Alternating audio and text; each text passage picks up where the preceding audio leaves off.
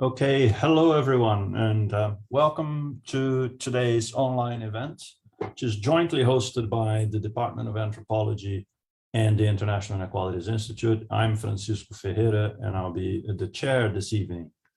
In today's event, which is entitled The Dawn of Everything, David Wengrow will be in conversation with Alpa Shah about his new book, co-authored with the late David Graeber, which is called The Dawn of Everything: New History of Humanity.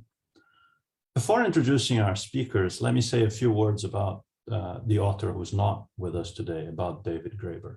Graeber was an anthropologist and a very influential public thinker who tackled a number of big and important topics.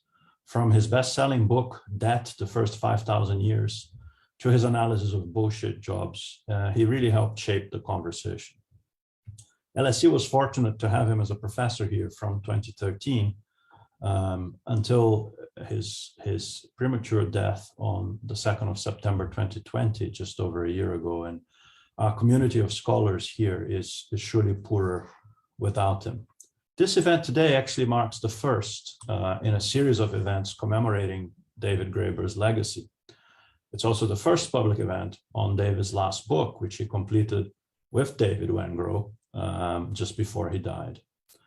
The book, The Dawn of Everything: A New History of Humanity, will be out a week from yesterday, as I understand it, on the 19th of October, and it can be already pre-ordered now. And I think there'll be a link on the chat for you to do that.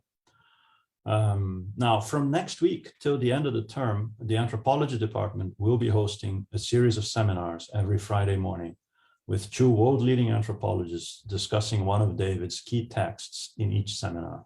These are curated and chaired by Alpa herself, who's one of our panelists today.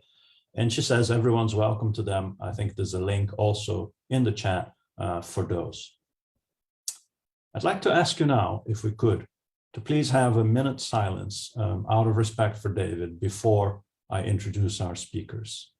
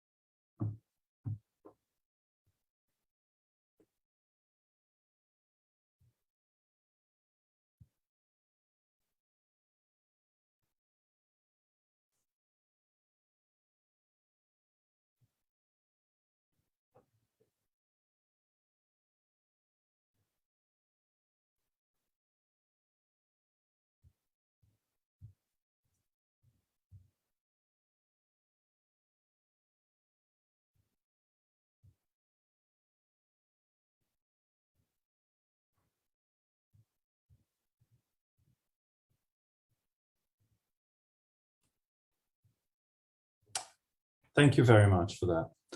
Now, I'm delighted that we have today David Wengrow, who's a British archaeologist and a professor of comparative archaeology at the Institute of Archaeology at University College London, and my colleague Alpa Shah, who is a professor at the Department of Anthropology here at LSE, and also a convener of the Global Economies of Care research theme at the International Inequalities Institute, which I chair. The two speakers have distinguished careers and multiple achievements, and if I were to describe their CVs, we would take too long. So I'll just leave the introduction at that. I'll turn to them in a moment. Let me just say the event will run for an hour and a half, or an hour and 25 minutes from now until 7:30 p.m. London time. Our speakers will have a conversation for about 45 to 50 minutes. And then, of course, as usual, there'll be a chance for you all to ask questions, for the audience to pose questions in the final 30 minutes of the event. We ask that you please do so using the Q&A box at the bottom of your screens. And please state your affiliation and name when you do that. Our next public event, just to say, to be held here at the III, is going to be called Social Policy, a Critical and Intersectional Analysis. And it'll take place next Thursday, the 21st of October at 6 p.m. There's more information at the III website. Finally, if you're, we do have Bsl Interpretation, as you can see, and if you're using that and you'd like to pin the interpreter, you could do that so that you don't lose them as the screens move around. For now, I just want to hand over to Alpa and David, and I hope you'll enjoy the event. Thanks very much. Over to you, Alpa. Thank you. Thanks so much, Chico, for this introduction and for sharing our event today. It's very hard to come to terms with the fact that we are doing this without David Graeber, but also at the same time quite amazing that we're here at all. So many things that could have derailed the dawn of everything. Over the last few years, I had seen various parts of the manuscript as it developed, but it was on August the 12th last year that I got an email with the entire script from David Graeber. He said, so here it is, actually, I'm in Berlin, but only maybe 3/5 better. Honestly, can't figure this thing out. How about yourself? David was clearly very sick at the time and had been for a while, complaining about a soapy taste in his mouth, pins and needles, feelings in his hands and his feet. But none of us knew that within a few weeks he would be gone. Looking back now, I wonder whether he knew or he had some idea of what was to come. He was clearly quite worried. I guess, you know, we'll never know. But so characteristic of David, David being David, he made sure he would leave us with a parting gift. A gift which is full of life, which transcends our own mortality, that gives us new life. A gift that he has been gestating with David Wengrow over the last decade. David Wengrow, I remember how excited David was, you know, when he first met you. It was more than a decade ago. It was a cold February night, and he said, Alpa, come, you've really got to come. You've got to come and meet David Wengrow. And I said to him, David, come on, I should be hibernating right now. You know, I was seeing myself as living out some of the seasonality arguments that are made in the dawn of everything, and to which we will return later today. But it was David's birthday, so I traipsed off to Notting Hill, and, you know, meet we did. Over time, I understood the basis of David's excitement. In you, David, he had found the perfect partner to rethink our past in order to reimagine the future. A match that was going to wed archaeology and anthropology, that was going to give us infinitely new possibilities and hopefully new communities to rewrite history, to make history. David of Magic and David of Monsters, you became for me.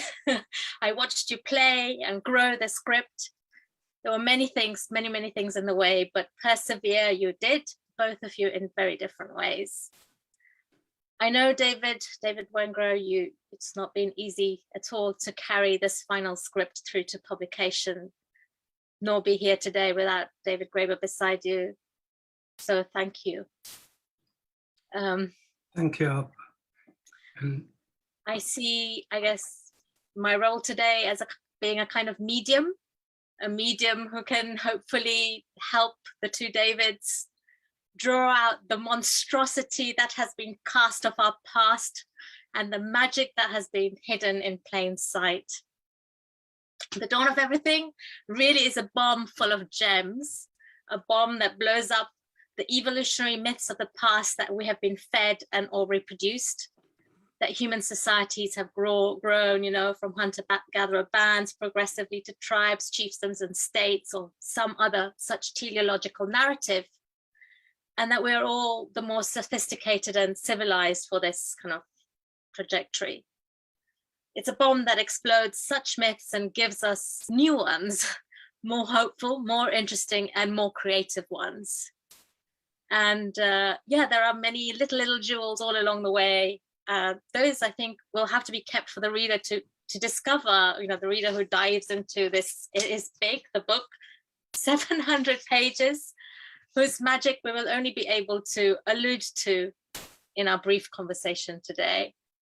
So yeah, without any further ado, we must begin.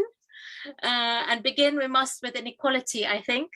This is an event that's hosted by the Anthropology Department and the International Inequalities Institute. And you know, all those years ago, when you began, you were in fact going to write a book about inequality. What happened, David? That's right. That's right. And thank you, Alpa. I mean, as I see it, I'm hoping you can hear me, by the way. It's always worth checking. I'm audible. Good. Yeah, as I see it, you're really just continuing the role that you always had with this book, because you are one of the very, very, very few people who was there right from the beginning, over 10 years ago, when it started to come into focus, and you've been there all along. So I'm really grateful and happy that we can talk about it now. You're absolutely right. Actually, initially what we planned to do was write a small book on the origins of social inequality. And over a decade later, we've ended up, as you say, writing quite a big book, which is explicitly not about the origins of social inequality. Actually, as you know, in one of the early chapters, we delve down into why anyone would have thought that was a particularly good question to ask in the first place, if you're looking at the broad sweep of human history, the origins of social inequality, because it it already seems to assume so much. It assumes there was a time before inequality, and then something happened to change that all. So the rest of history becomes a matter of trying to figure out what was that thing or things, which, as we discover along the way, is maybe not the best way of framing a broad approach to history. But I mean, actually what spurred us to write the book initially, I guess, was something much simpler, which is that we could see there was a lot of other literature out there in the world making assertions about this broad sweep of human history that were basically just wrong, or at least half a century out of date. Many of them also go on to reflect on the political implications of this wrong, out of date story, which turn out to be a bit worrying. For example, the idea that for most of our history, as you mentioned, our species lived in these tiny egalitarian bands of hunter-gatherers. That's how we originated. And then somehow we fell from this original state of grace into inequality. Yeah. It's not true, or that the origin of cities inevitably leads to the state. Again, it's not true, but there's some very deeply rooted assumptions there about how human societies develop. Yeah, you have these, you know, at the foundations of the book, there are these two great men, you know, whose influential origins you tear down. There's, on the one hand, Rousseau, who claimed that we were once noble savages, and the other is Hobbes, you know, who is basically saying that we would all kill each other if we could, who said, if we're left to our own devices, make sure, you know, that we make sure that life is nasty, brutish, and short. I mean, you call the people who reproduce them Hobbesian hawks and Rousseauian doves. Tell us more about. Well, it's true. We have a little bit of fun at the start of the book, slightly at the expense of the new versions of Hobbes and Rousseau. Remember, we're going back centuries here. I mean, both of these people, Hobbes wrote his book Leviathan, founding text of modern political theory, came out in 1651, I think, and then about a century later, 1754, Rousseau pens his second discourse, the Discourse on the Origins of Social Inequality. These are both state of nature theorists. What that means is they allow themselves to speculate about the original form of humanity. What were people like in the earliest days? And by the way, they're both completely upfront, especially Rousseau writes very clearly, you know, I'm making this up. This is not to be taken as fact. It's not science. It's not the basis for reconstructing anything that really happened. These are essentially parables, you know, they're fables. Although strangely, as you've mentioned, their fate in the hands of modern social scientists has been quite the opposite. they have been taken as the basis of real studies of how human societies evolved. But they do give us these two completely different, juxtaposed notions of what that state of nature might have been. Actually, Rousseau's is much weirder than most people realize. We don't even start out in bands. Humanity is supposed to start out almost as a bunch of completely isolated individuals, like wandering through the forest, living off wild berries and resources, very few, if any, material possessions, but very happy in this state of complete sort of naivety. And then we take up farming, which brings along with it private property and a division of labor. And with the division of labor, this ushers in government to protect the property, and we know the rest of the story. And it's really all a parable, you know, it's meant to illustrate his famous point. Man is born free, but look, everywhere he's in chains.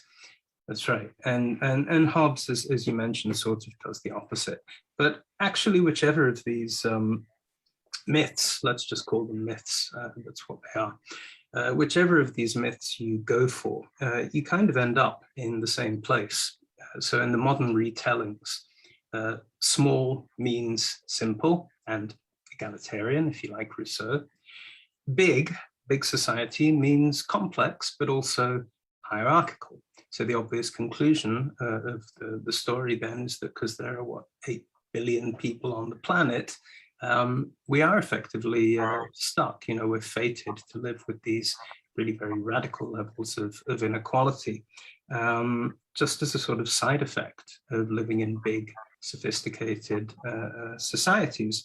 And yes, you know, we can fiddle around the edges and adjust tax regimes and that sort of thing, but structurally, there's not really much to be done, which, if you think about it at the present time, is quite a concerning conclusion. Fortunately, though, modern science, archaeology, anthropology show us that it's not true. Neither of the stories are in fact even remotely correct. In fact, they're both almost entirely wrong. And I assume we'll go into that. But maybe we should also talk about why we got it all so wrong in the first place. Absolutely, yeah. I mean, I want to come on to you know, the evidence that you reveal, and but let's go before that to another person who you bring up, another man who's crucial to your story, right? And he's the wonderful Kandiarank, the great chief of the Wendant, you know,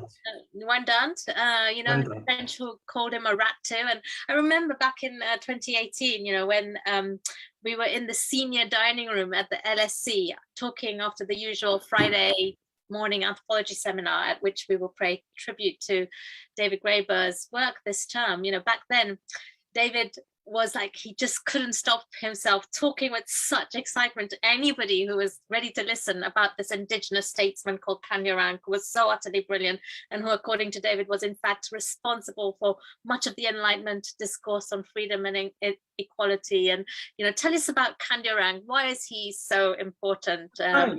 And actually, David's not the first to say it. I mean, there are indigenous historians like George Suey, who's a Canadian historian himself of Wendat heritage, who've been writing about this stuff for years. But I think it's quite telling what does and doesn't get airtime in the academy. So in a way, in these parts of the book, really, we're standing on the shoulders of other scholars whose work perhaps hasn't been given the attention it deserves. So this is us delving down into exactly that business of what is the origins of the question, the origins of social inequality. And actually, if you look at what Enlightenment thinkers like Rousseau actually said themselves about where they got their ideas about freedom and equality, they themselves often point to the Americas, and particularly to the eastern woodlands region of North America. Now, there is a problem here, and it's basically a problem of historiography. So most modern historians of ideas say no. They dismiss this as can't possibly be true, that indigenous thinkers and indigenous societies had such great impact on European thought. in the 18th century. So there's a debate here to be had. Basically, what we have are these travelers' accounts and missionary relations, and they often include these lengthy dialogues with what's usually referred to by the European author as some sort of wise savage. And in fact, those dialogues do revolve precisely around ideas that became central to Enlightenment thought. Political freedoms, religious freedoms. But it's always assumed these days that the so-called savage is a fabrication of the European author, kind of sock puppet, who the European has made up in order to express opinions that might get him into trouble about deism or sexual mores or marriage or whatever it may be. So they put them in the mouth of this exotic other figure. And it's important to stress just how popular these dialogues were in Europe at the time. I mean, they were translated into every language you can think of. There were these endless theatrical productions that ran as long as Cats and Les Miserables, dramatizing the content. But as I mentioned, what's intriguing is that other modern scholars, including indigenous scholars, have gone back to the same early colonial sources and reached very different conclusions. So not only in some cases was the so-called savage interlocutor a real person, but we can actually even identify who it was. And Kandiaronk, who you mentioned, is really the key figure here. He's a 17th century Wendat statesman. He was famous in that region of the Great Lakes in what's today Canada as a brilliant orator and a debater. He was also a very seasoned warrior, and he was one of the key figures, one of the signatories in the Great Peace of Montreal in 1701.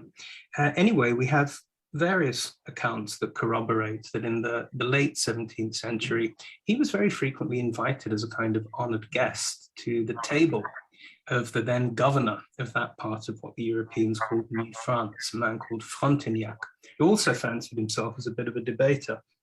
And it's clear that they had a sort of proto-Enlightenment salon going there, where Kandiaronk would be invited to play the role of the rational skeptic, sort of peering in at all the peculiarities of French society. Now remember, this is the reign of Louis XIV, the Sun King.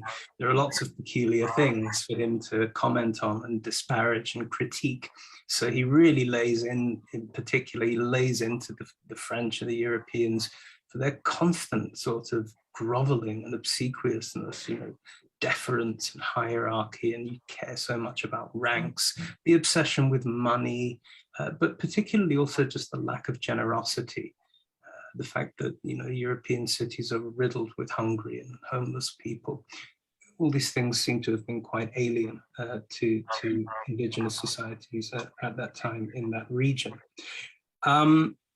And it's through the writings of another Frenchman, the Baron Lahontan, who was a close associate of Kandiaronk and of the French governor at that time. He was fluent in Algonquin and Wendat languages, and he documents these conversations.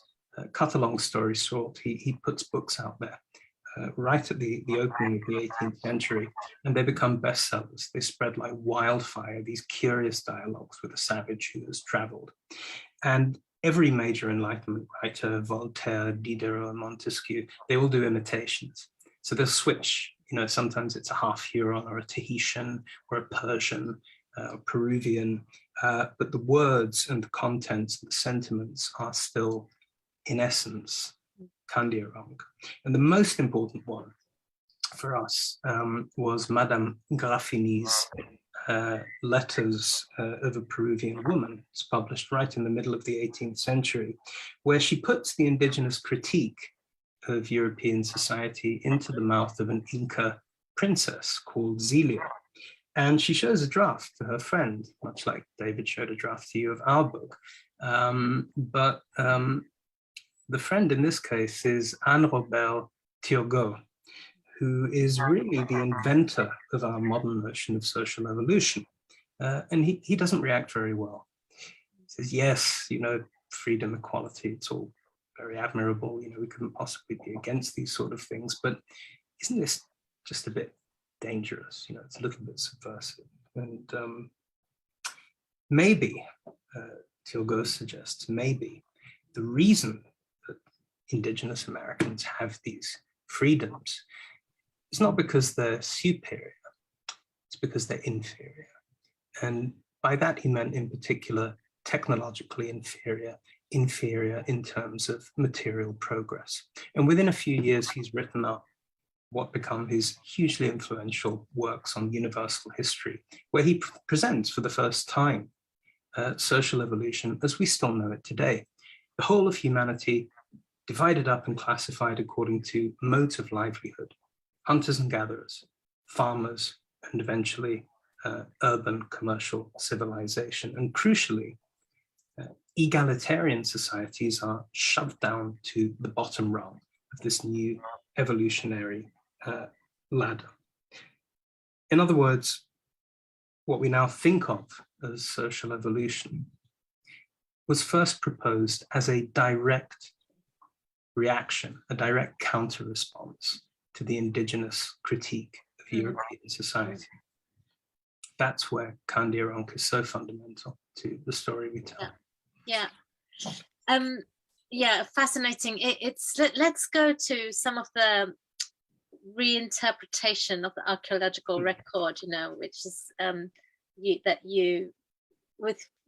you basically have the anthropological eye, the lens of an anthropologist, looking back at the archaeological record and reinterpreting this kind of evolutionary narrative. And you're making these like startling revelations all along the way. I mean, there's many highlights, and there's no way we're going to be able to cover everything today. But let's talk about a few.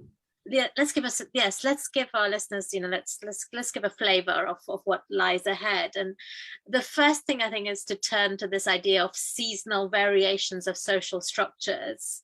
It's an old insight from anthropology. You draw on Marcel Mauss and Henry Bouchard's seasonal variations of the Eskimo, and you basically apply it to the Paleolithic and other ages to show how human beings have been self-consciously experimenting with different social possibilities. The same communities, going from hierarchical to egalitarian societies. I mean, there's others that have done the same.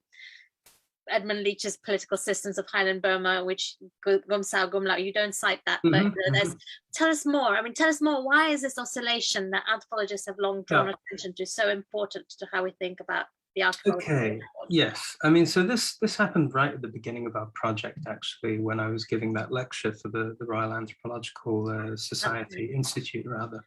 And it was one of the first things that really alerted us that we just need to break out of this Turgot trap, this trap that Turgot and Rousseau sort of laid for us, where, it's just kind of assumed that before the invention of agriculture, people were somehow devoid of political imagination, they're just kind of adapting to their environments or something. And it's still perfectly common for people with full academic credentials to say this sort of thing, or say that, well, all hunter-gatherers can be divided into perhaps 2 or 3 basic types. But it's really beginning to look hopelessly reductionist. So just to give you a flavor of some of this material that we present in the book, we have, for example, in Ice Age Europe, these individuals who are buried like kings and queens, just absolutely suffused with regalia and material wealth.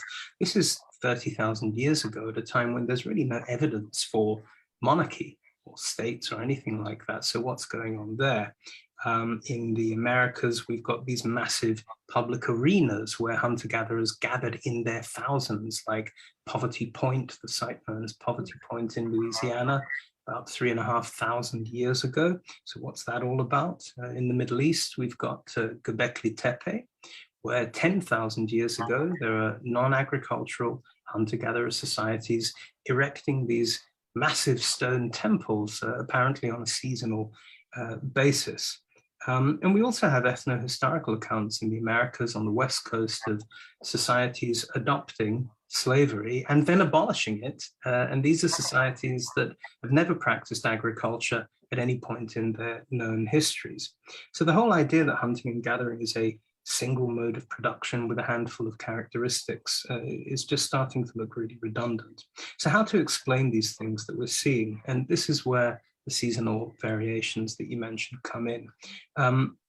many societies across the world, many of them hunter-gatherers, not all of them by any means, as you say, have alternated seasonally between entirely different social, political, legal, ethical systems. Often this follows patterns of aggregation, physical aggregation of people, and then dispersal linked to things like the migration of game or fish runs or annual nut harvests, whatever it may be.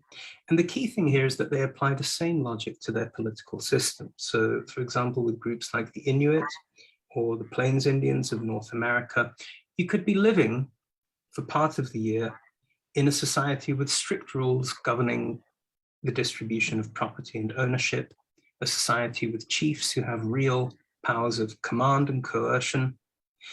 But then the same society would flip up to a completely different set of ethical and political principles.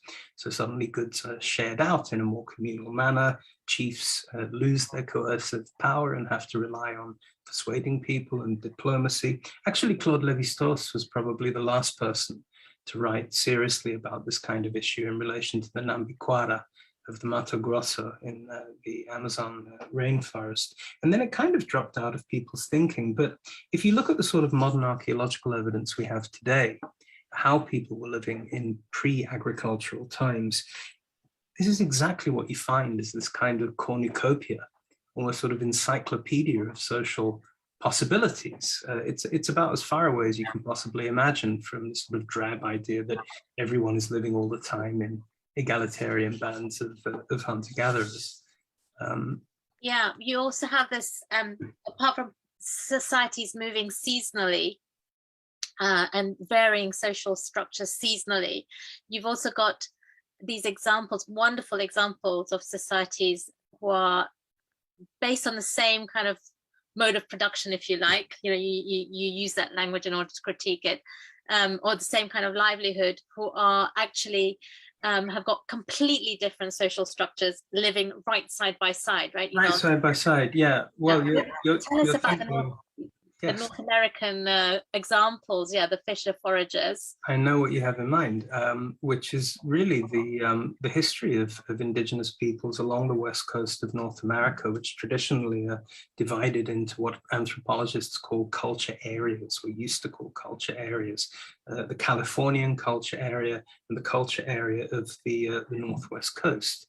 And much as you say, it's been known for a very, very long time, over a century, that hunter-gatherer societies in both regions display profoundly different social and ethical characteristics. So the Northwest Coast ones are often compared to medieval feudal barons living in ranked households.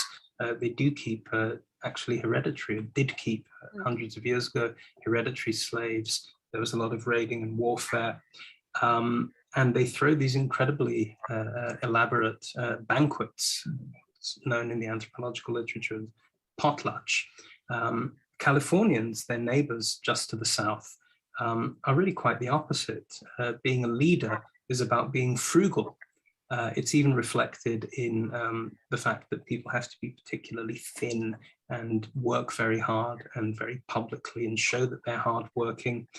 There have even been comparisons between Californian foragers and the kind of Protestant work ethic that's found in Europe in the run-up to capitalism. But the question was just almost never asked. We discovered to our astonishment of how these two almost polar opposite kind of societies ended up living next to each other. What is the process by which that happens? And in one of the chapters of the book, we try and put together the anthropological evidence, oral histories, which are actually very rarely used, it seems, and the archaeological evidence to try and reconstruct some of this process. And what you find is that this is very self-conscious. And this brings us back also to the seasonality arguments. What we're seeing here are not complex hunter-gatherers, who are just slight variations on each other. We're seeing societies which are very consciously constructing their own futures and reconfiguring households and family relations in order to make sure that certain things do or do not happen. In this case, slavery, which basically falls away as you transition from the Northwest Coast cultural zone. There's a book by a historian called Leland Donald called Aboriginal Slavery on the Northwest Coast, where he documents with great statistical rigor the rates of slavery and that sort of thing. And it just drops off as you get into California. And we go into some of the processes by which this took place. But it's kind of essentially the same point with seasonality, that, you know, if you're stepping into and out of one kind of social skin, if you like, at another time of year, you can also reflect back on that other kind of society, or even imagine what it might be to live all the time in a society with powerful leaders and kings and queens, and then choose not to do that, or to confine those things to ritual seasons, which is actually something we find on the Northwest Coast as well. And this was really a sort of major realization in the early stages of writing The Dawn of Everything, is just how much that potential for self-conscious transformation has been written out. It's been taken out of the way we write about human prehistory, and often in the same breath, how Europeans write about non-European peoples in general. So just learning to recognize the ways in which people we've been taught to think of as sort of childlike or just adapting to their environment were politically creative, actually in ways that we would find very difficult to emulate. You have this the Rousseauian myth, which we often think about Rousseau and the noble savage, but you talk about Rousseau and the myth of the stupid savage, because exactly. So, I mean, it means once you make this step, it means you can do away with all those silly old questions about Hobbes and Rousseau and are humans innately this or innately that? Are we egalitarian? Are we really hierarchical? Are we really altruistic or competitive? No, I mean, actually what makes us sapiens is exactly our ability to navigate between these kinds of possibilities. And this changes the nature of the question, doesn't it? So we're no longer asking, if humans for most of our history were moving between different social arrangements, putting up hierarchies, taking them down, doing it again, then the real question can't be, what are the origins of social inequality? The real question is, how do we get stuck? Yeah, absolutely. I'm going to come back to that, but I think there's a couple of other issues which are just so brilliant in the book, which would be great to talk about a little bit. One is the issue of scale. You make us completely rethink scale. If for ages we've been thinking about hunter-gatherers living in these small scale groups, and then the various technological advances making the world a place in which we are much more connected on larger and larger scales, you're actually in the book making the opposite argument, right? That in fact, as populations have got larger, most people are living their lives on an ever smaller scale. In social terms, that's right. Right, yes. Social worlds, in fact. That's right. And actually, people who have read the book so far, this seems to be one of their favorite bits, is basically where we pick apart all these myths about scale. I mean, I guess the basic idea in much of the existing literature is that here we are, wandering around in this modern, very complex world, but still between our ears is this evolved hunter-gatherer brain, which isn't really wired for it. So we need all these props and scaffolding and all these institutional hierarchies. We need politicians, we need bureaucrats, we need judges and enforcers, just to keep it all together, just to stop everything getting overloaded and just sort of sinking into chaos. But of course, the key thing there is what you mean by a hunter-gatherer brain. And actually, if you look at the latest studies in Journal of Human Evolution, the latest demographic studies of modern hunter-gatherers, it's actually really fascinating. What they conclude is that actually these groups do not live in small-scale societies at all. We're talking here about groups like the Matu in Australian Western Desert or Tanzanian Hadza. Actually, what they find is that people living in these societies maintain close relations or potential relations way beyond their immediate circle of family, often even beyond their language group.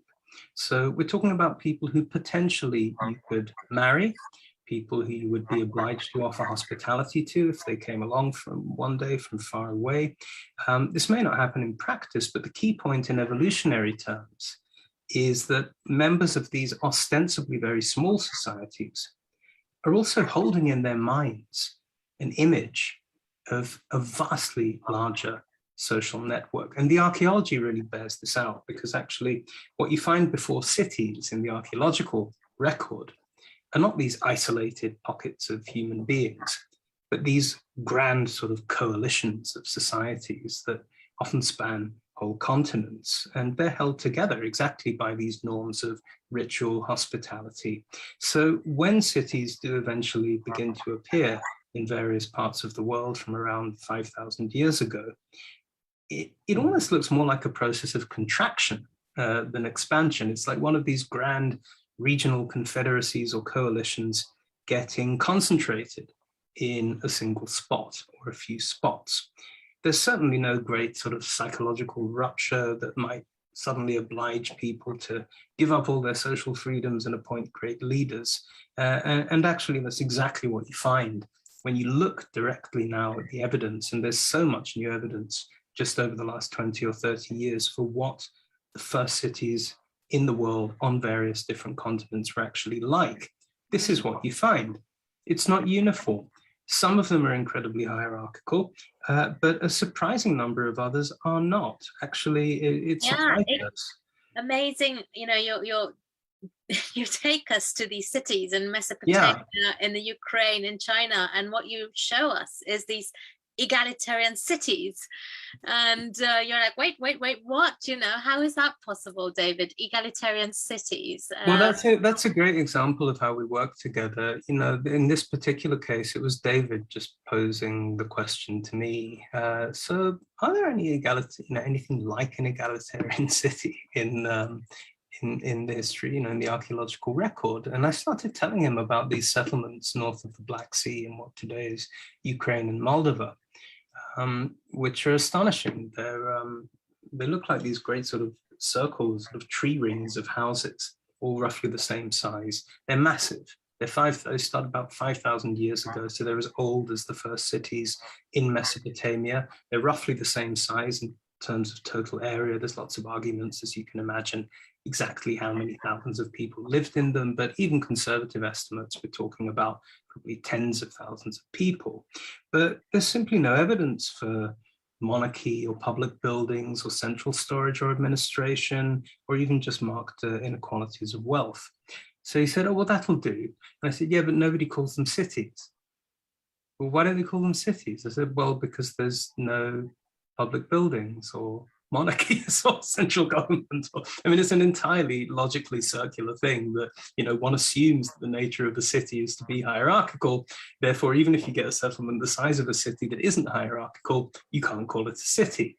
So, it's a classic example of bad reasoning. So we just call them cities, basically, and then adduce other examples, particularly from the Americas, but also South Asia. The early Harappan civilization of Pakistan and the Indus Valley is very interesting in this respect. So yeah, I mean, we won't have time to go into it all now. But yeah, we're ranging all over the world. You're bringing Mohenjo-daro at that point too, Mm-hmm. don't you? But let's move on to gender.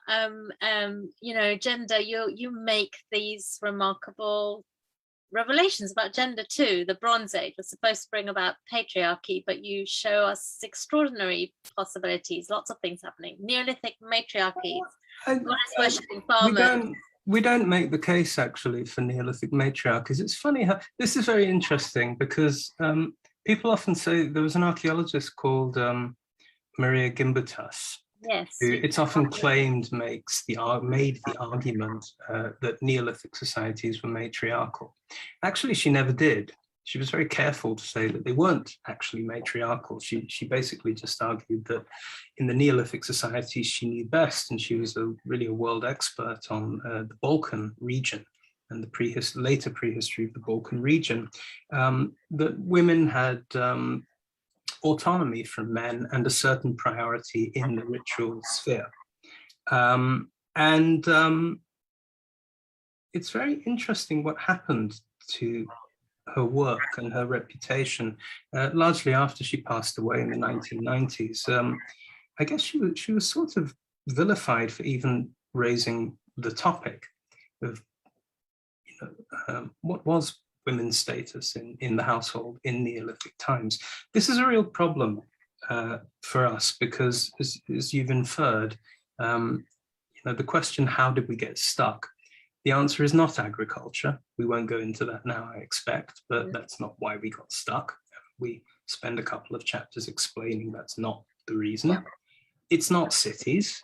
It's not as if these big seasonal agglomerations suddenly got fixed into cities, and these are all silly, simple stories. But we're interested in what human beings actually got up to, which invariably it's more complicated, but a lot more interesting. But gender relations are actually pretty fundamental to this question of how we got stuck in hierarchical patterns of authority that we see today. It can't be purely coincidental that virtually all of the ancient kingdoms and empires that we know of up until modern times have taken the patriarchal household as their basic political model of governance. So the king is the father of his people, king rules the land much as he manages his domestic estate. The question is, how and when did that happen? But partly because the whole issue of gender in prehistory has become so loaded, almost taboo in some ways, it's very, very difficult to get scholars to engage in that conversation. The fact is, if you actually look at the latest research, some of the best research from the region that Gimbutas was familiar with comes from a site called Çatalhöyük in central Turkey. Actually, what they found out is that men and women do seem to have enjoyed fairly equal treatment in terms of things like diet and health. Some of the art focuses on female elders. Women are very visible in the ritual sphere, not to the exclusion of men, but not encompassed by men either. Now, that's not to say we're dealing with a matriarchal society, but it doesn't look much like a patriarchal society either. And, as you say, as for the question of whether women's freedoms sort of inevitably eroded with the rise of cities and states, yes, clearly at times that happened. Actually, David wrote a lot about it in his book on debt, but it certainly wasn't universal. The problem seems to be, and this is something we go into at various points in the book, is that the way history is written seems almost designed to make periods of women's freedom or relative freedom invisible. I could give you examples if you like. Yeah. No, thanks, David. So what's wonderful about the book is, you've shown us that there's infinitely more possibilities for how we've lived in the world, that people were, self-consciously thinking about their social structures and making them and creating them, and we were moving between different forms. But somewhere along the way, right, as you say, things did go wrong. We can't swap and change anymore in the same way that we might have in the past. Perhaps only the wealthy can alternate between being, living seasonally and having different social structures seasonally. So where have things gone wrong? What did go wrong? Maybe we can come to some of those arguments. Well, this is not a simple argument, but the other major element, I would say, aside from gender, is violence. First of all, we just have to rule out the sort of Hobbesian premise that prehistoric societies were innately or perennially violent. There's actually very good statistical evidence for things like violent death rates and injury rates on Paleolithic skeletons, and it just doesn't hold up. Even in later periods, yes, you get periods of intense intergroup warfare, but then you get long periods of peace. So, the warfare competition, it's no more deeply rooted in evolutionary terms than the opposite. It's deeply rooted and no more or less.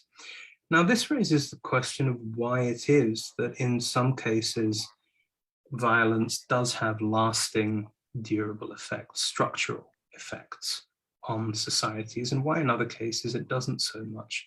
And what seemed really important to us here, another kind of pattern that emerged out of our research, is that this has a lot to do with when systems of violence get mixed up with what you might call systems of care.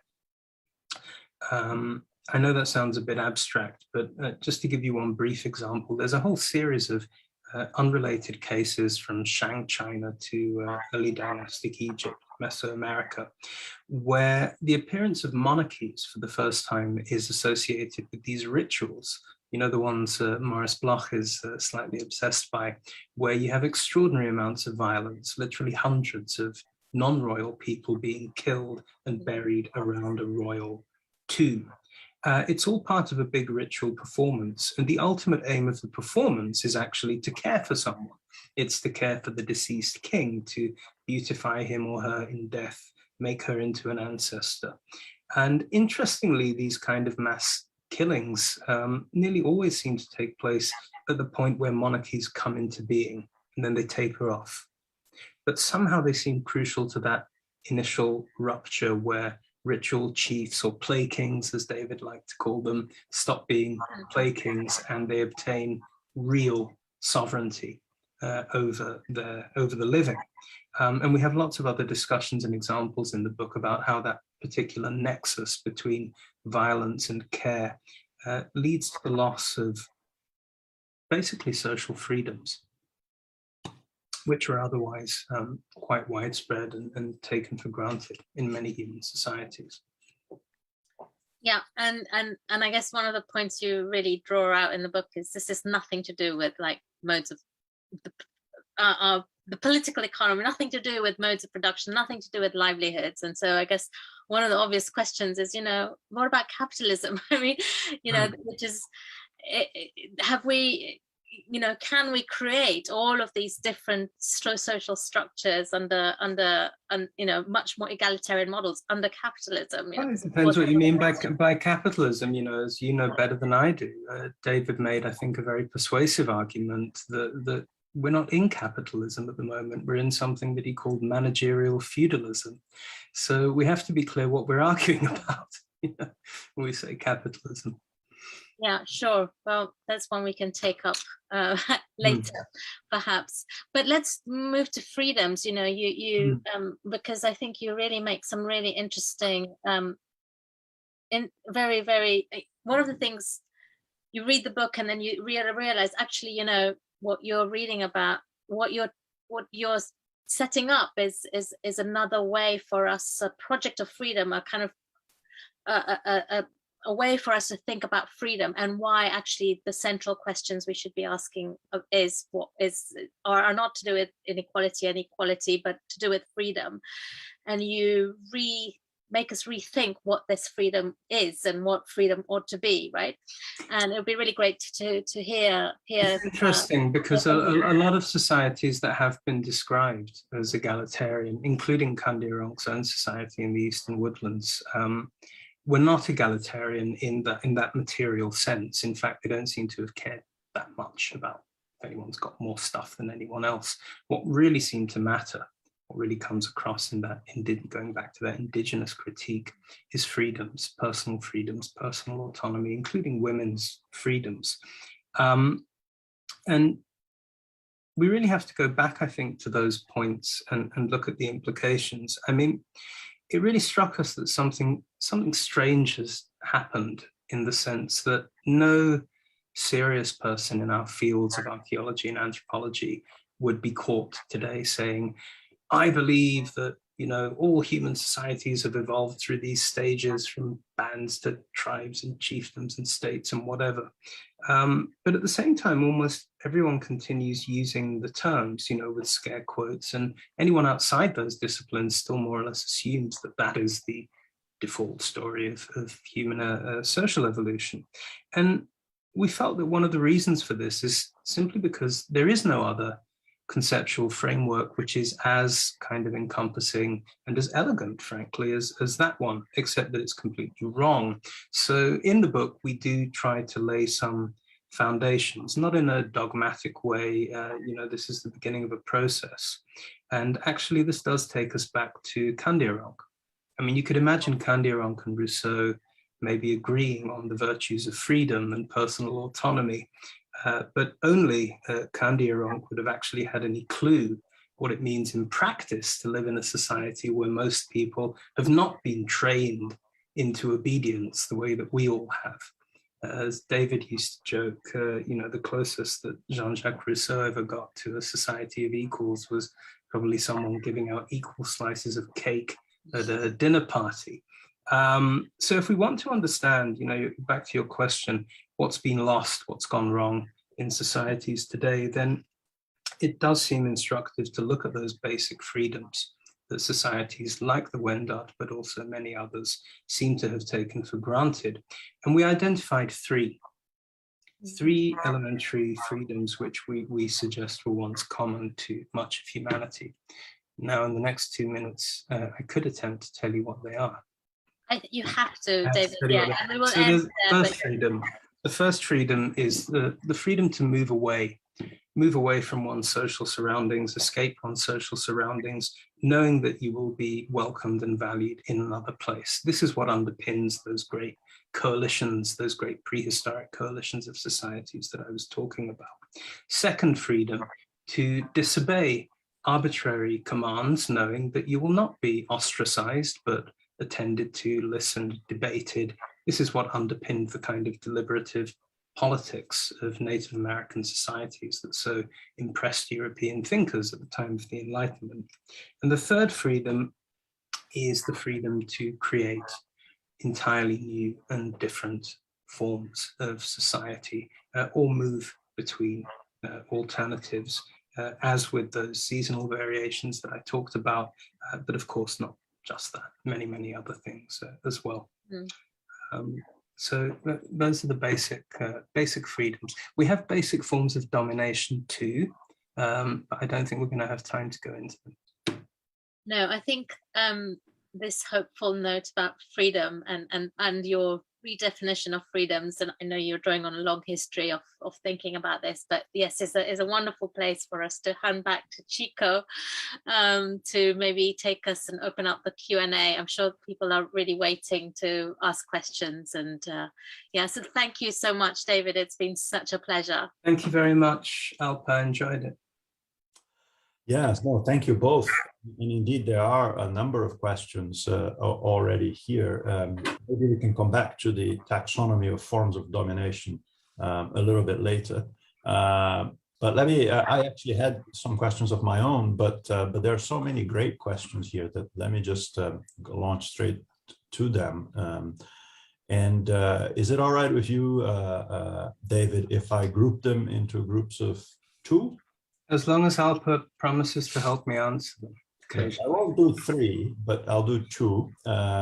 And then maybe you can start and then Alpa can comment as well. Before I start with the questions, let me just acknowledge here that Andrea Mordaunt, who's a social policy alumna and also worked at Occupy, reminds us that it's the 10th anniversary of the Occupy movement on Friday, the 15th, and applauds any recognition of David Graeber and his work, since he was a supporter. Now, that was not a question, that was just something I wanted to acknowledge. Let me start with some questions here. There's one from Gabriela Cabana, who's a PhD student at the anthropology department here. She says, could you comment more on the historical emergence of relations of domination in the most intimate spaces and even in relations of care?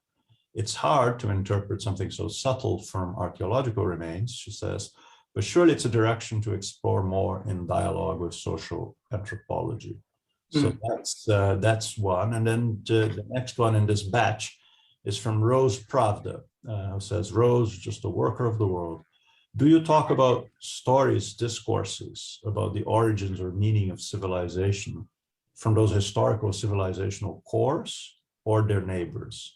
Do these stories, discourses have anything interesting to say about the relationship between humans and animals? Okay, so with those, over to you, David. Thank you, I think. Yes,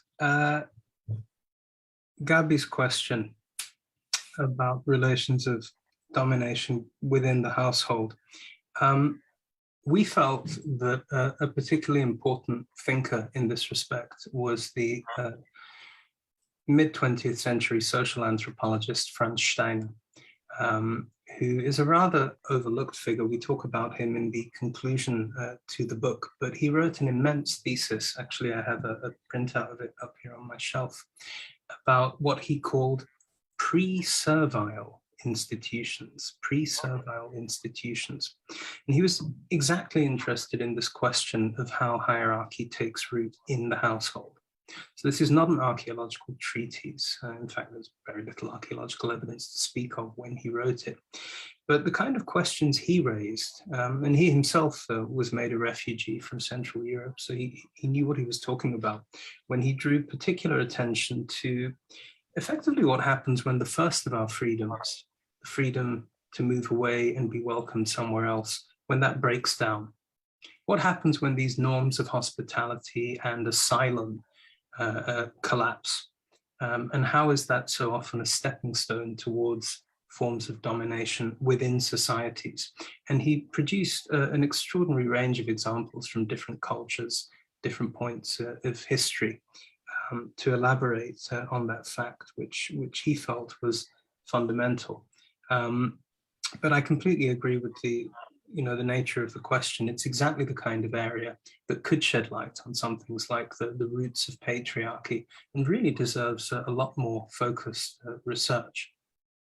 So we do have a fair bit more on it in the book, but it's certainly one of the points that we would have developed a great deal, and hopefully other people will take that up.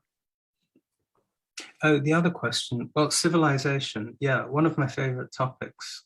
Actually, one of the ways David and I started working together is that he read a very genuinely small book that I wrote called What Makes Civilization? It's about the ancient Middle East, Egypt and Mesopotamia, and the whole concept of civilization. And we do have a bit of an aside on this in The Dawn of Everything, where we basically argue that there's something fundamentally weird about our concept of civilization, which on the one hand is supposed to mean being civil and sort of being polite and being congenial to each other. But when you look at the things that people call civilizations in history, they're often exactly the opposite. They're, brutal sort of slaveholding societies, empires, the ancient Romans, Han China, monuments everywhere. These are meant to be civilizations. So there's something strange and paradoxical about that. And actually, other anthropologists like Marcel Mauss, who was a great inspiration to David and myself, tried to change the use of the term civilization so that instead of referring to these societies that are held together by military means, effectively by coercion, we should talk instead about those great coalitions, those voluntary coalitions that hold people together over enormous areas through things like hospitality and feeding each other and caring for each other. Why not call those civilizations? Mauss argued in part, which is also a point about gender, because very often the things that the people who are responsible for all of that hospitality are women. Whereas the people responsible for all the great stone monuments proclaiming how great they are historically have tended to be men, often appropriating the intellectual achievements of women. So the whole concept of civilization, I would have thought at this point, it's probably not going to go away. It keeps getting reinvented in myriad ways, but I think we can probably do better than we currently do in defining it. I'm sorry, I haven't got to the point about humans and animals, but I could do, unless you want to move on to another question. Or unless it's another question that touches on human-animal relations. Let me ask you another couple of questions, and then maybe either you or Alpha can go back to the humans and animals. But here are two that I'm quite curious about. One from Serdar Erdin from Glasgow. How does David see the current decolonization of curriculum movement? Some critics pointed out that this movement is still Eurocentric and lacks local context too. Can this movement broaden our perspective on history and the concept of the West? That's one. The other one, which I quite like, is a very short question. Any examples from Africa? Examples of? I mean, you spoke of many things from many places, but nothing seemed to have been from Africa, I think, is what's motivating the question. Oh, I see. Yeah. Yeah, no, that's true. We focus in this book on the Americas, and particularly for those reasons that I've emphasized. It became, in ways that we hadn't anticipated, a book with a focus on that particular encounter with indigenous peoples of the Americas, and then reading that back into the archaeological evidence from other parts of the world, including Africa. So we have extensive sections on ancient Egypt, for example, but I'm aware, actually that's where most of my fieldwork and research is, and David was also an Africanist. He was a specialist in the anthropology of Madagascar. There are innumerable other examples from the sub-Saharan region where one could explore all of these concepts. And what we'd hope to do is exactly that. Write more books, write a number of sequels, at least 3, and adduce more examples. Decolonization is something that I see up close. It's happening on my own campus, at my own institute. I see it as something basic and fundamental, particularly to the disciplines that David and I belong to. Archaeology and anthropology are completely rooted in the history of colonialism and colonial thought, as I think will be very apparent from all of the material that I've discussed. You know, the idea that indigenous peoples who are still with us have nothing much to tell us except about some, you know, remote epoch in human prehistory is itself a direct outcome of colonial mindsets and colonialism. The idea that their systems of property, actually this brings us back to human-animal relations, the idea that their systems of property and land management have nothing to teach us is itself also a direct product of the thinking of people like John Locke. You know, back in the 17th century, the agricultural argument that if you don't cultivate wheat and mix your hands in the soil the same way that we do, somehow you have no curatorship of that territory. Whereas in fact, there's probably an enormous amount that we could learn from other ways of owning and caring for land and resources. One example that we go into in the book, which touches exactly on this issue of human relations to the non-human world, are societies that have sometimes been described as totemic in the anthropological literature, particularly in North America and also Australia, where a group owns its totem, but the implication of that is precisely different from our notion of ownership and our notion of what it means to have full ownership, which is very much rooted in the Roman tradition and Roman law, something that Orlando Patterson, the Jamaican sociologist, wrote extensively about, where full ownership in the European legal sense is the right of abusus, I think is the Latin term, which is exactly what it sounds like, abuse. It's the right to commoditize, buy, sell, turn someone or something into property. I mean, these are traditions rooted in slave law, as Patterson argues.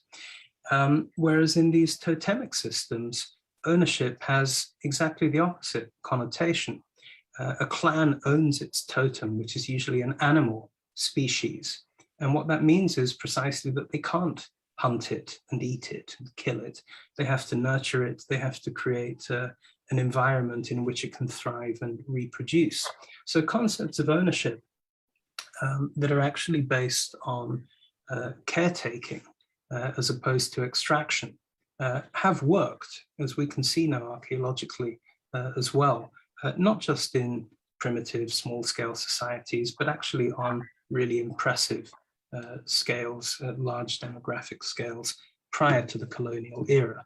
It's colonialism and the effects of genocide, pandemics, epidemics, that really warps our picture of what these societies were actually like. But we can now begin to correct that picture. So decolonizing the curriculum is simply a matter of good science. You know, it's a matter of getting the facts right. One of the interesting things, sorry to, can you hear me? I'm just interjecting here. One of the interesting things that we've talked about, David, about decolonization and this book is how, you know, so many of the arguments you're making, right, are about, let's look at what Indigenous societies were actually like. Well, let's look at what Indigenous scholars are saying. Let's, you know, you instead of Rousseau and Hobbes, you make us focus on Kandiarank and what he has to say. And throughout the book, there are these people who have been marginalized in various ways. Maria Gimbutas, Franz Steiner. You know, you're drawing our attention to these people who had some really interesting things to say about human history, and who've been forgotten or sidelined, and you're centering them. But one of the things that we've talked about, David, which is so, you know, is so fascinating in relation to this question of decolonization, is it takes two white men to write a book like this, you know, to make those voices heard. So there's some kind of ironies in how this whole thing, you know, decolonizing the curriculum works. Yeah, I mean, it's something we talk about in near the beginning of the book. You know, the prevailing view that Western philosophy couldn't possibly have been influenced to that extent by Indigenous intellectuals. And therefore that it's strange, it's almost like a kind of inverse racism, you know, this idea that Europeans must have made it all up. Anything and everything that's attributed to an Indigenous thinker or an Indigenous intellectual must be a fabrication or a fantasy, because how could people who were engaged in genocide possibly have been listening to people they were effectively wiping out or colluding in wiping them out? But the effect is almost a sort of arrogant assumption that European or Western systems of thought are somehow so impervious to outside influences. Do you see what I mean? So it ends up, although, you know, these are well-intentioned points against the romanticization of non-European peoples, turning people into noble savages or whatever it may be, they end up almost doing the reverse and creating this illusion of European philosophy, European science as this kind of hermetically sealed thing. So really what we're dealing with in the book is the business as we see it, as you say, being who we are, of trying to undo some of the conceptual damage that's been done by writing out those debts that what we regard as Western civilization owes to other people and other traditions. That's where we've focused our work, drawing on a whole range of scholars, some of Indigenous descent, some not. Much through dialogue as well. There's a question about dialogue, but yes, yeah. Yes, let's get to some of those other questions. So here's one, got a lot of likes. It is, although the context is, of course, overtly authoritarian, would you consider the world slipping into lockdowns post-COVID to be a modern instance of dramatically changing or shifting entire social structures? In the sense that even if authoritarians can enact such changes today, doing so in more democratic ways is not actually that unrealistic in the face of COVID. That's a COVID and modern examples of your seasonal changes in social structure. The second one is from Yash Ladd, the one I just read. The one from George Turner here. There's a slight paradox or bittersweetness in coming to understand the scope of human possibilities. Whilst deconstructing the myths of impossibility can be empowering and hopeful, it can also leave us feeling disappointed that we have not and may never come to realize these possibilities. Myths, he says, can be profoundly comforting in allowing us to dismiss our lack of freedom as inevitable. because it absolves us of responsibility. So with these myths destroyed, how do we cultivate and nurture collective comfort despite our pointless, unnecessary, and wasteful unfreedom? So it sounds like your book will throw people into depression and despair by destroying those myths. So how do you avoid that? By cultivating and nurturing? Yeah, we've already had a bit of that. You know, we wrote essays and also scholarly papers for scholarly journals over the years that we were preparing the book. So we already sort of had a flavor of this. Actually, it's usually other academics. It's not other readers of our work who seem quite uplifted by what we're saying quite often, but a lot of academics seem to get depressed. So you've taken away our myth, you know, you've taken away our nice, simple story, and it's annoying. And you haven't given us another one, but you know, that's the whole point. We're not in the business of making up fairy tales. We're archaeologists and anthropologists trying to understand this, you know, very complex and hard to interpret record of scientific evidence. It is, you know, the fact that you can summarize what you might call the old story of the origins of inequality in about 2 sentences is about as clear an indication as you could hope for that we are in the realm of myth, the realm of fables and fairy tales. No sensible account of the broad sweep of human history is going to fit into a tweet, but the old one does. So that's a bit of a giveaway. So I think you know, there's a debate to be had there about the place of myth. I don't think myth itself is the problem. All societies have them, just as all societies have their own versions of science. But the kind of myths that we've been relying on for 2.5 centuries now, I think are first of all terribly boring. You know, just seeing them again and again and again, and particularly at this time when I think any sane person can see that as a species we face some very serious challenges, and those are challenges precisely about what we call the third freedom. You know, can we actually remake our societies in some structurally significantly different form that could potentially make a difference to something like the Earth system or rates of global poverty? Sorry, how did I get onto this? Oh yeah, well, if you keep telling yourself a myth, a fable, a story about human history that basically drums into your head that the forces of history and evolution are against you, that everything we have now is somehow preordained or inevitable, the kind of teleological logic of the rational skeptic that Alpa was talking about right at the beginning of our chat, is not helpful, and it's also not true. So I think it is time probably to abandon some of these very shop-worn myths, stop this kind of Hobbes-Rousseau back and forth, and actually look again at the evidence which is there. David, that's great. Let me interrupt you there before we get back to the COVID question, just because this is the perfect sort of segue into the question that I had wanted to ask you, which is that in the beginning of the book, you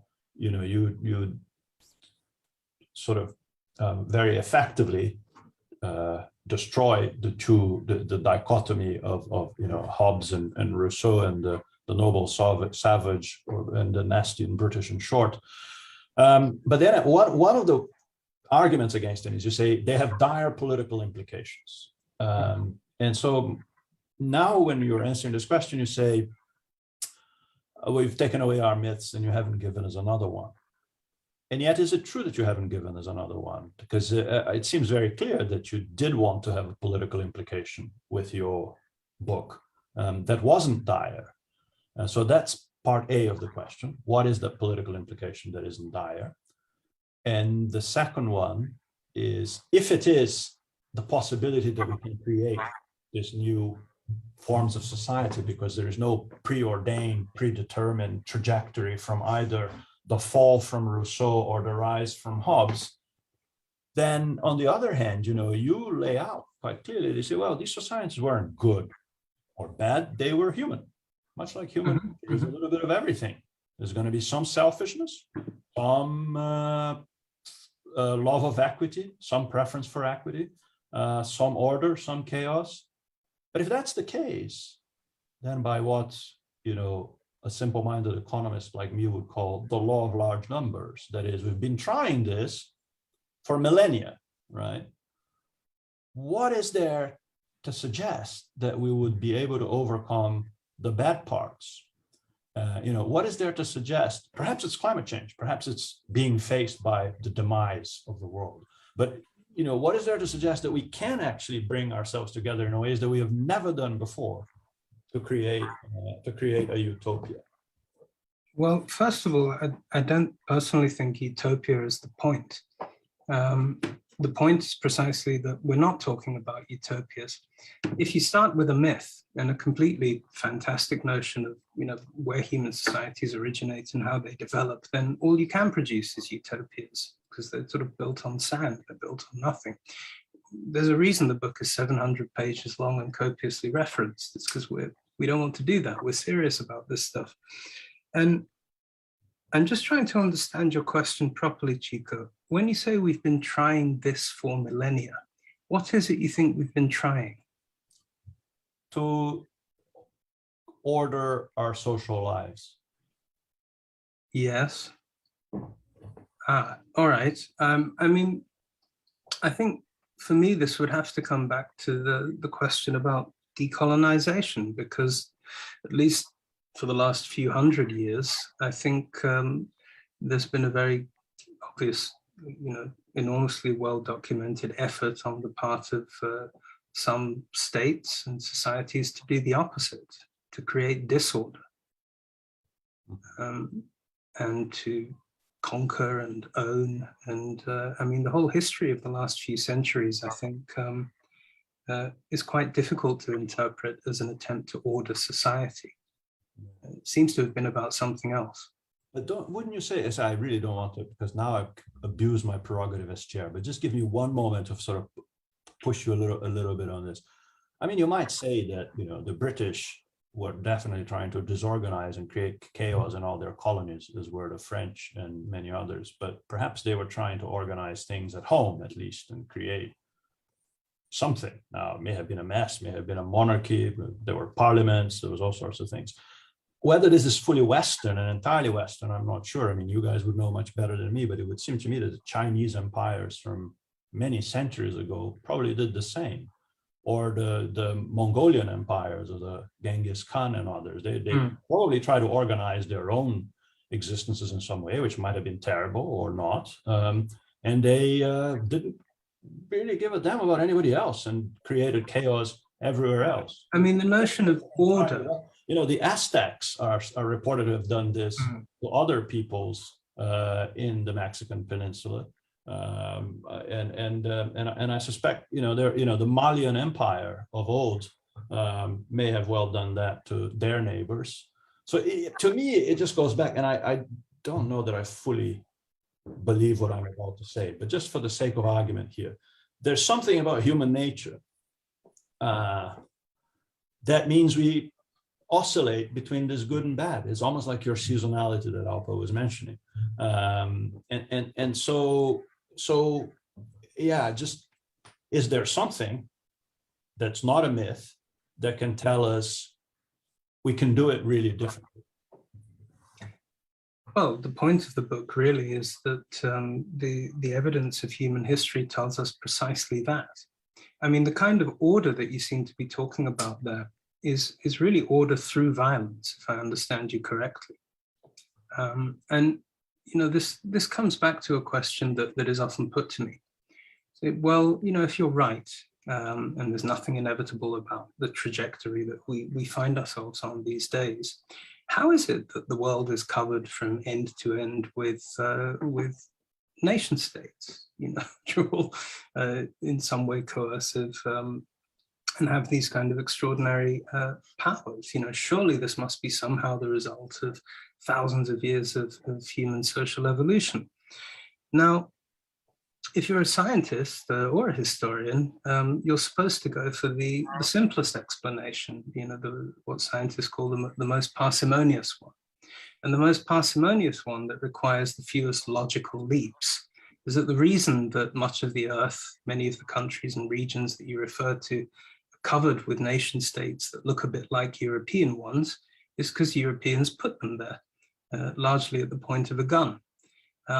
That's a pretty compelling explanation. It's a hell of a lot more complicated and difficult to try and explain it as the outcome of thousands of years of cultural evolution, going back to the agricultural revolution and the origin of cities. You get into all sorts of logical and factual difficulties, which we try to unpick in the book. And that in itself, I think, gives a different perspective on where we find ourselves, if that's at all helpful as an answer.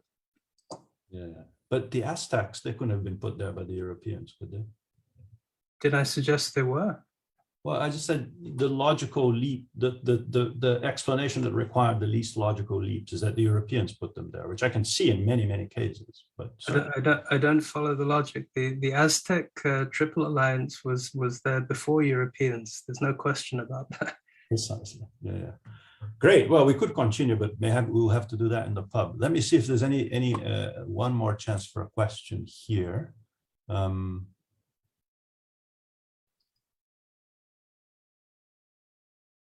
Yeah, let's get to the one that Alpa had also noted. So Scott Thompson asks, David, I guess he means Graeber here, always stressed the importance of dialogue. Great ideas emerge dialogically from the relations between people, as this book emerged from a prolonged conversation between the two Davids. How important is dialogue to the structure of the book and to a new history of mankind? Thank you. It's a really interesting question. That's right. David liked this idea that I think is now quite sort of soundly demonstrated in neuroscience, that if you try and hold an idea in your head, your window of concentration is absolutely minute. But when you talk to somebody about it, our capacity to actually focus on a concept, unless you're some sort of highly trained individual like a guru or a yogi or something who can hold a thought for so long all by themselves, is a particular skill. But there's a reason, he pointed out, where so much ancient philosophy, not just in the European tradition, but in others, is presented in the form of dialogues. And I think, certainly the greatest privilege of my academic career to have this incredibly protracted dialogue with David Graeber, who was somebody who would have dialogues with absolutely anybody and treated everybody exactly the same. And I'm sure that was one of the sources of the richness of his own thinking.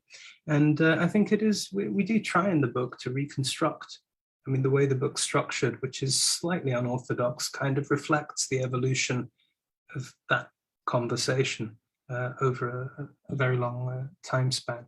And of course, the whole idea of dialogue in the sense of qu'en dire on la entend, and how things emerge from that is terribly important as well. It's not something I thought much about before, but it probably is quite a central theme.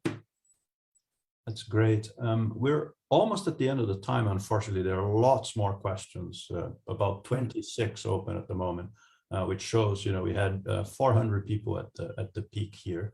A lot of interest in this great book. Just before we end, I wonder if Alpa, you'd like to sort of say a few words? No, I just want to say thanks so much, David, for kicking off, setting afloat the book into the world, and it's going to have many lives and afterlives. And Chico, thank you so much for chairing the event. And I think, there's so much to your questions that we can take forward in further discussion. And it's just been such a privilege and a pleasure to be a part of this event. Thank you so much. Thank you very much, Alpa in particular, and Chico for the chance to do this. Really appreciate it. Yeah, no, and let me just in conclusion thank everyone who attended, but particularly our speakers, Professor Alpa Shah and Professor David Wengrow in particular, one of the two authors of the book. It is a fascinating book. I haven't been able to read all of it yet, but the beginning is absolutely fascinating, and I will finish the book. It's an incredibly erudite and well-written and compelling piece of work. So I urge all of you to buy it. And with that, thank you very much indeed to all of you, and see you at our next event. Bye-bye. Thank you.